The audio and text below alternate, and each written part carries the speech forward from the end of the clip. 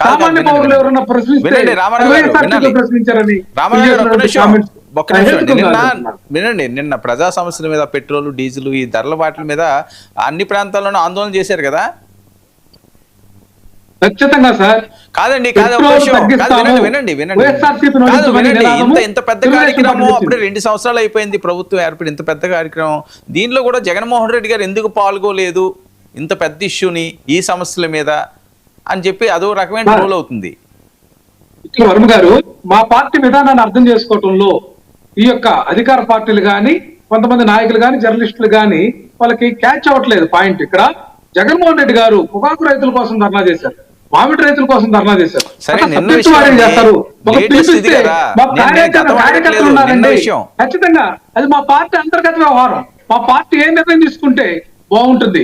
కార్యకర్తల్ని రోడ్ల మీద తీసుకొచ్చాం. ఏదైతే ఇళ్ళకెళ్ళి వీళ్ళు అధికారం చూసుకుని ఇళ్ళకెళ్ళి కొట్టినటువంటి పరిస్థితి నుంచి ఈ రోజు తెలుగుదేశం పార్టీ వాళ్ళని ఇళ్లలోకి పాలన కార్యక్రమం మా నాయకుడు వ్యూహాత్మకంగా చేస్తున్నాడు లేదా? ఖచ్చితంగా రోడ్డు ఎక్కలేని పరిస్థితుల్లో తెలుగుదేశం పార్టీ గాని, కూటమి ప్రభుత్వం నాయకులు ఉన్నారు, మంత్రులు, ఎమ్మెల్యేలు కూడా భయపడి ఇళ్లలో దాక్కునేటటువంటి పరిస్థితి. ఆనంద్ గారు, ఏంటి మీ మంత్రులు, ఎమ్మెల్యేలు ఎందుకు భయపడుతున్నారు? ఎందుకు ఇళ్లలో దాక్కుంటున్నారు? ఏం జరిగింది? ఇంత దారుణమైన పాలన మీరు సాగిస్తున్నారా? 90 నియోజకవర్గాల్లో అభ్యర్థుల్ని జగన్మోహన్ రెడ్డి గారు ఖరారు చేశారట 3 సంవత్సరాల ముందే. ఇంకా మీ గుండెల్లో రైళ్లు పరిగెట్టించడానికి సర్వం సిద్ధం. సార్, వాళ్ళ ప్రగల్భాలు వినికి జనానికి విసుకొచ్చి 11 ఇచ్చారు. వాళ్ళకి 3 నామాలు పెట్టారు, అంగనామాలు పెట్టారు. ఇంకా ప్రగల్భాలు మానట్లేదు వాళ్ళు. 90 కాకపోతే 175 నియోజకవర్గాల అభ్యర్థులు ఖరారు చేసుకోమనండి. వారు వన్ సైడ్, మళ్ళీ మేమే గెలుస్తాం, మళ్ళీ మేమే గెలుస్తాం. మీరు అభ్యర్థులు ఖరారు చేసుకుంటే ప్రజలు ఓట్లు వేయాలి కదా. మీకు ప్రజలు ఓట్లేసే పరిస్థితి లేదు. మీకు ఏ వర్గం ఓట్లు వేస్తుందో చెప్పండి. మీకు వ్యాపార వర్గం వేస్తుందా, మహిళా లోకం వేస్తుందా, రైతు వేస్తాడా, విద్యార్థులు వేస్తారా, ఉద్యోగులు వేస్తారా? ఏ వర్గాన్ని మీరు మోసం చేయకుండా ఉన్నారు 5 ఏళ్ళు మీరు ఈ పాలనలో? అందరినీ పొడిచారు కదా. అందరికీ వెన్నుపోటే మీరు పొడిచింది. ఎవరిని వదిలేరు. కాబట్టి నిబద్ధత లేని మీ ప్రభుత్వాన్ని జనం రుచి చూశారు 5 ఏళ్ళు. ఏ కోణంలో మళ్ళీ మేము అధికారంలోకి వస్తామని మీరు ఎక్స్పెక్ట్ చేస్తున్నారు? ఆశకు కూడా అంతున్నారు కదా. ఇంత దురాశ, మరి ఇంత పేక మెడలు కడతారా, గాలి మెడలు కట్టుకుంటారా? ఎట్లా సాధ్యం మీరు అధికారంలో రావడానికి? ఒక్క కారణం చెప్పండి. ఆల్ డోర్స్ ఆర్ క్లోజ్డ్ వైసీపీకి. ఇప్పుడు లోకల్ ఎన్నికలు, స్థానిక ఎన్నికలు వస్తున్నాయి కదా. ఎమ్మెల్యేలకి ఏంటి సత్తా చాటుకునే అవకాశం, ఫైనల్ వార్నింగ్ అట. ఒకవేళ అక్కడ ఏమన్నా కొద్దిగా అటు ఇటు చేసినా, వైఎస్ఆర్సీపీకి ఏమైనా అవకాశం ఇచ్చినా, ఎట్టి పరిస్థితుల్లోనూ కూడా ఇంకా సీటు ఉండదు అని జరుగుతున్న ప్రచారం నిజమా? ఆ డైరెక్షన్లు ఇచ్చారా? ఖచ్చితంగా చంద్రబాబు నాయుడు గారు ప్రతి నెల ఎవ్రీ 3 months కోసారి ఎమ్మెల్యేల పనితీరు మీద సమీక్ష చేస్తున్నారు.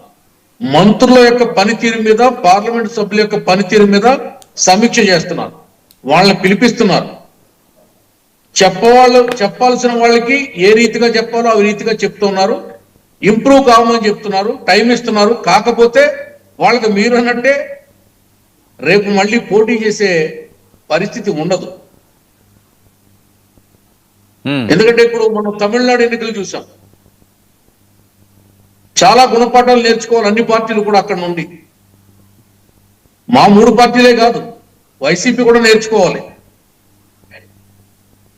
కాబట్టి ప్రజలు ఎటువంటి తీర్పిస్తారనేది ఎవరికి అర్థం కాలేదు. పెద్ద పెద్ద సర్వే సంస్థలు కూడా బోల్తా కొట్టినాయి తమిళనాడు ఎన్నికల్లో.